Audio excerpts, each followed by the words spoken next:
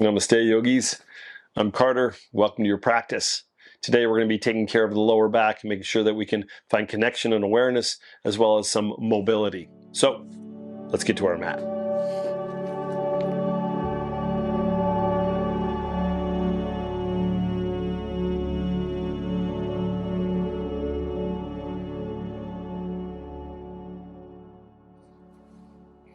All right, everyone, let's start on our backs. Let's bring the soles of our feet together and lower all the way down. You can scoot your heels nice and close towards you. Give yourself a moment for the knees to relax and the lower back to adjust. And this may take a little time here, so a little bit of movement with the knees left and right. You may feel this not only in the lower back, but groins. Obviously, that may be the groins may be where you feel it.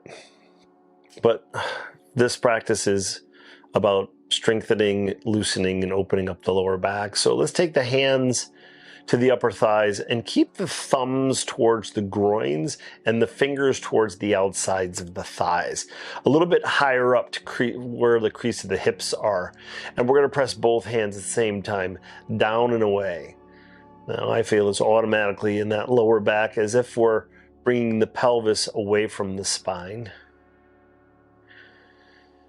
And you can create as much pressure that is comfortable. And if your lower back is anything like mine, it's a little sensitive, so I don't have to press very hard. Alleviating some compression on the lower sacrum and the lower back. And then we're going to alternate by pressing the right hand and left hand. This may show up a little bit more in the hips or the glutes, or right side, left side as you start to feel it. And at any point in time, if you feel a sensation that needs attention, well, you stay there for a few moments and get information to the body. All right, then let's interlace the fingers and just rest them on the belly. Draw the chin down a little bit and relax the shoulder blades. Think about the curvature of the back softening to the ground. Scoot your feet about 3-4 inches forward, and this will give you some variation of sensation. And keeping in mind that our yoga practice is I'm looking for sensation. It doesn't necessarily always have to be very comfortable, but never any pain. So I'm moving in a way that there is sensation, which is information from the body to the mind. That's manageable. All right. And manageable is your discernment. Some days I can manage sensation much more intensely than other days. Scoot your feet again, another 4 or 5 inches forward. You're just moving the legs in a way that gives you some variation of the sensation range of motion. I'm doing this practice, I'm filming in the morning, and I find that this practice is great for either morning or evening.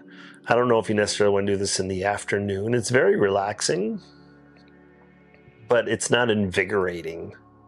It's all about connection. All right, very slowly start to straighten the knees, extend your arms up over your head. Stretch from your fingers all the way down to your toes. And then draw that right knee towards your belly. Wrap your arms around that leg and squeeze it in. Movement left to right. And then gently let that right knee drop to the left. And now you have some options here. The arms can open up like wings, and you can let gravity do a little bit more of the work. The right knee can be bent. The right foot can find the left thigh. This is one variation. If you're watching the screen, you can see how tight my lower back is. That knee is not even anywhere close to the ground. And this is fine, right? So especially in the morning, I don't necessarily need to push, but you do have the option of taking that left hand, resting it on the right knee, and inviting it not only down towards the ground, but a little bit to the left as you find more sensation. And again, you may be pressing the body in a way that creates a little bit more range of motion as well. And it's all okay. Like it's okay to push in your practice. It's okay to soften in your practice. What matters is, what is your body asking for? And instead of the head trying to make the decision, let the body make the decision. Big inhalation, exhalation. For that to happen, we really need to have a lot of patience. Or at least I need to have a lot of patience in the body.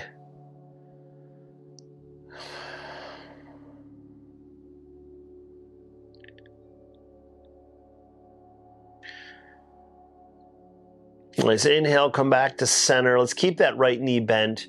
And we're going to bend the left knee, bring the left foot to the ground. And we're going to take the right shin over the left thigh. So we're going to a little bit into the hips now. Let's take the right hand to the mid-thigh, a little bit away from the knee. And we're going to press that right thigh towards the front of your mat. So you're inviting the thigh away from the body. From here, you can move a little bit left and right. And I automatically feel this in my lower back. But you also may feel it in that right hip flexor, maybe the groin. So give yourself a little bit of movement. And always, if you feel that sensation that needs attention, breathe there. And then when you are ready, the right hand slides between the legs. You pick your left foot up off the ground and interlace the fingers behind the back. And draw that left thigh towards you, right? So you could also have to lift your head off the ground to get into the position that's comfortable. And here we are in that right hip, that right lower back, maybe the outside of the right thigh. You have options in this pose. You can flex the foot. You can push the right elbow into the right thigh. You could also lift and straighten the left knee or lift the left foot.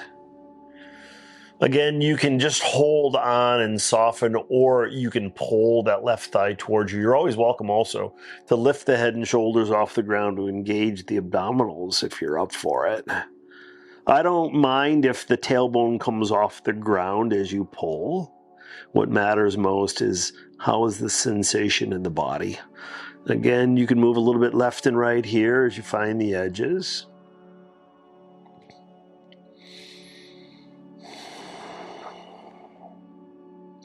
Lower head and shoulders down. If the left knee is straight, bend it. Unfold the fingers, slide the right knee on top of the left knee. Draw the thighs towards the belly, chest. This could be pretty good right here for you, just to create a little bit of space and sensation lower back. But if you're a little bit more flexible today, you can reach for the shins just above the ankles. Lift your feet up and away from one another. This is called a flying, or I call it a flying Gomukhasana, cow face pose. And it's quite a deep hip opener. And if you're really tight in the lower back and hips, you may have to lift the head and shoulders to get a hold of the shins. You're pulling the feet up and away from one another, and for more sensation, you're drawing the ankles down towards the armpits. It gets very intense. So make sure you are doing what works for the body. The arms are going to be working no matter where you are. And then we're just going to keep those knees stacked. We're going to let go of the ankles if you have them. We're going to let those knees drop to the left. So a deeper spinal twist. And if it's too much on the spine, unwind the legs. And then you can bring right knee next to left knee rather than on top. And again, you have the option of opening up the arms wide or left hand onto right knee or thigh. The chin can move in any direction that supports the neck. And then we breathe here. This practice today is kind of like a gentle yin. So our holding pose is a little bit longer today to let the body unwind at its own pace. And again, this practice is good for morning or evening. Both. Maybe you can do this practice like in the morning and in the evening, both on the same day. It would be really good for the hips and lower back to double up on this practice, especially if you're having tightness in the lower back and hips.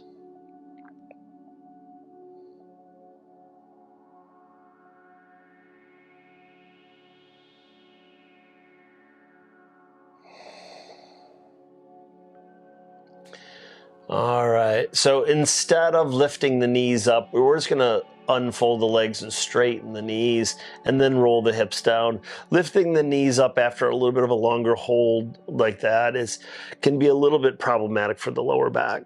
So extend the arms over your head, stretch from your fingers all the way down to your toes. And then draw both knees towards the belly, wrap the arms around the legs, squeeze. Knees can be together or apart. You can play around which one feels best. Right knee straightens, lay that right leg onto the ground. Left knee draws towards the belly, chest, and then gently let that left knee drop to the right. Again, we can just pause here with the arms open. And again, once again, my left hip and lower back very tight this morning, so the knee just hovers off the ground. The right hand rests on the outside of the knee or the hip that shows up very quickly in the glute, the piriformis, also in the lower back. I can invite that knee down a little bit more by using the right hand and pressing, which shows up even more in the glute and the lower back. Feels pretty good for me today. You can also manipulate that leg a little bit higher, a little bit lower, or pulling a little bit to the right. So you can play around with the activation of the right hand to get more sensation in this whole left side. And for me, I always need to move a little bit in my asana because I want to find out as much as I can about what is going on in my body. I don't know until I move and feel, and I'll be like, oh, that's there. That can be quite intense. Or there's my range of motion today. Where do I need to show loving kindness to my body?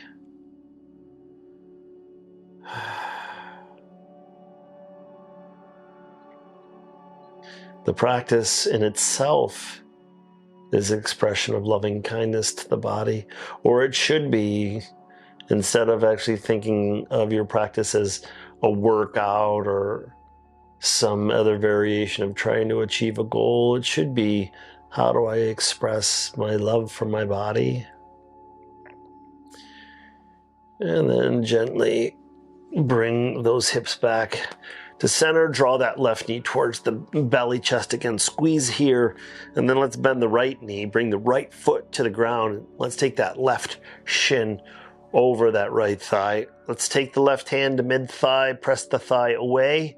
You can always scoot your right heel towards your right hip for a little bit more sensation. And as you press the thigh towards the front of your mat, move the knees back and forth. You're always welcome to adjust the pelvis as well. You can lift those hips up and move around. And again, when I roll to the left, I feel it. So I'm just going to stay there for a moment. Let that information percolate in the body and into the head. And this is at your own pace. So when you are ready, you'll go a little bit more in that hip opener. So left hand slides between the legs. Pick the right foot off the ground. Interlace the fingers. Again, you may have to lift the head and shoulders to get into the position. And maybe the head stays up. This creates a little bit of strength in the abdominals. Maybe the head lowers down. Movement again. You can squeeze the thigh, right thigh towards the belly. You can invite the left thigh away. You can move a little bit. You can flex the foot. You could straighten the right knee. And explore them all. Don't assume that you know what's going to be best for your body. So be curious about these poses. Take your time. This is intimacy, and this is a practice that anyone can do, even through injury. So this is a nice practice, even if your knees are a little sensitive, because sometimes when we do pigeon pose, it's a little rough on the knees. So this is a nice alternative to pigeon. So if you're ever having knee issues and you're in class and you do a pigeon pose and it's not working, this is a nice alternative to get into the hip. And it's a little bit more work for the arms, but definitely more manageable with sensitive knees or injury knees. All right, so if your right knee is straight, bend it. Unwind the fingers, slide the left knee on top of the right knee, draw the thighs towards the belly. This may be all you can get. And for me, it's very close. I'm going to try to go into that flying Gomukhasana. So hands to the shins just above the ankles. I'm really tight on this side. And again, I have to lift my head up to get the hold of the shins. You can lift the feet up and away. Super intense for me today. And that's about the limitation for me. I lower the head down. And I can tell because I can hardly talk. That left hip is screaming at me. It's not painful. It's intense, and over the years, I've grown to enjoy the sensation of that piriformis, but it's taken me some time. Oh, and this is probably one of the reasons why my lower back is feeling a little tight, because that left glute, that piriformis is very, very tight. And that could mean two things. It could be stress. It could be also that I need to strengthen the glutes a little bit as well. It doesn't necessarily always mean that I'm overworking them. And I just bought an electric bike, so I'm not engaging the glutes as much as I used to with my regular bike. So it may need a little bit of strength. Whew. All right, it's getting warm here. All right, or keep those knees stacked. Let go of the wrists, ankles. Let the knees gently drop to the right. Oof.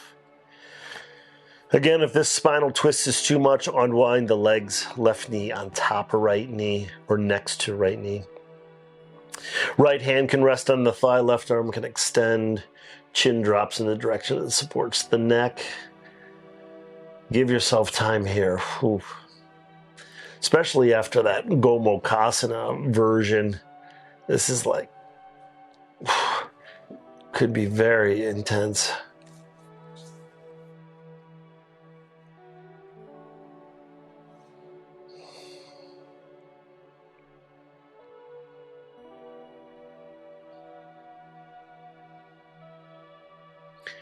Big, deep, slow inhalations and exhalations.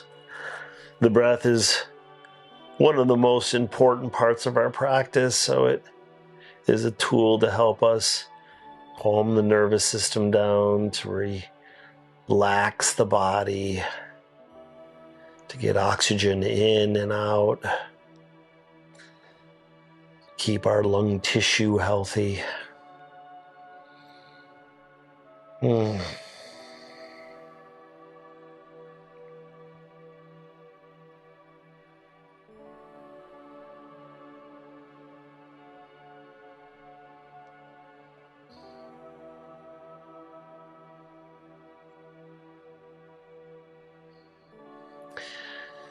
And once again, to come out of this pose, we're going to unwind the legs, we're going to straighten the knees, and then we'll roll our hips all the way back down. Extend the arms up over your head, stretch fingers all the way down to your toes. Draw the knees towards the belly, wrap the arms around the legs, squeeze. Let's come into a happy baby this time, so arms can reach in between the legs. You can grab the shins, the ankles, the bottoms of the feet, and then lift those feet up over the knees. Separate those feet nice and wide. Play around a little bit here by drawing the knees down, bending and straightening the knees, moving the feet in and out, and maybe rocking a little side to side. Another variation in Happy Baby that is really effective is inviting the tailbone down towards the ground. That can give you a sense of your range of motion. It really shows up in the body.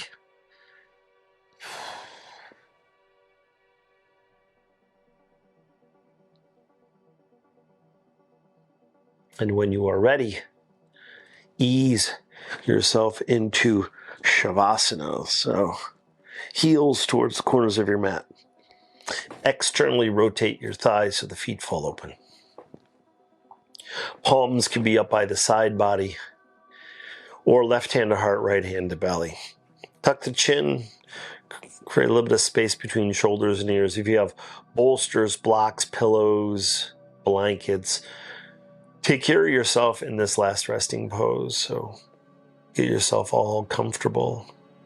Take a big inhale through your nose, exhale out your mouth.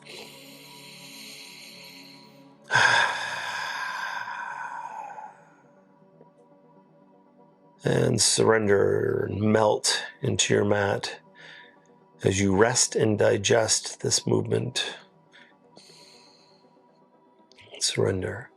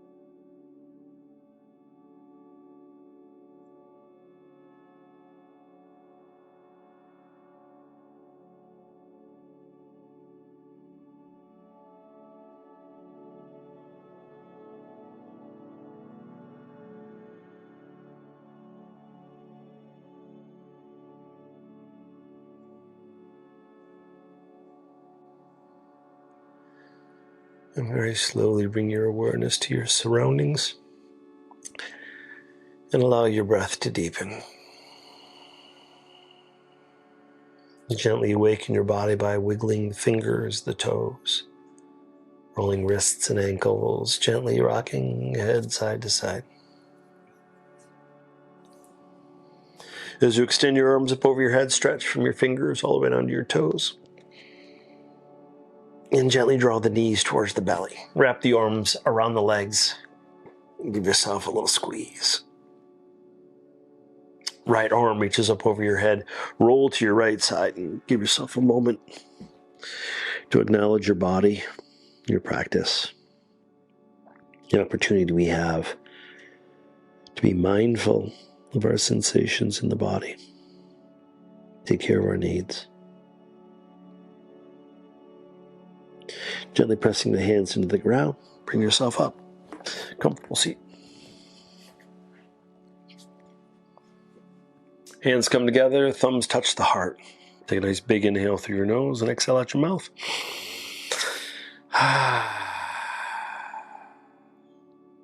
Nice work, everybody.